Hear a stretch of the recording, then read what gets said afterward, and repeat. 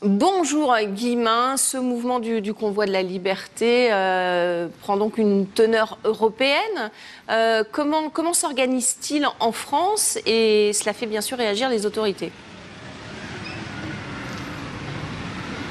Et oui, tout à fait, Magali. Les convois d'opposants à ces mesures sanitaires sont censés s'élancer aujourd'hui de diverses villes de France. Des départs sont prévus depuis Nice, Bayonne, Strasbourg ou encore Cherbourg. Alors bien entendu, on s'attend à bien d'autres initiatives locales. Et ici, place Beauvau, on refuse de laisser se produire la situation que l'on voit au Canada depuis plusieurs jours. Le ministre de l'Intérieur a abordé le sujet chez nos confrères de BFM TV. Écoutez.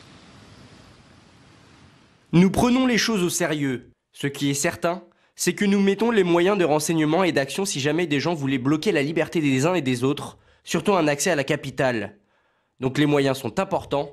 La réponse de l'État sera extrêmement ferme.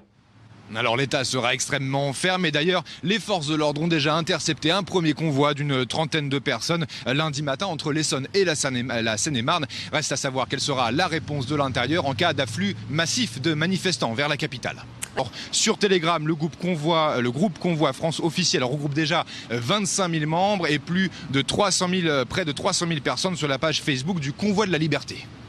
Une mobilisation qui va aboutir en principe lundi à Bruxelles.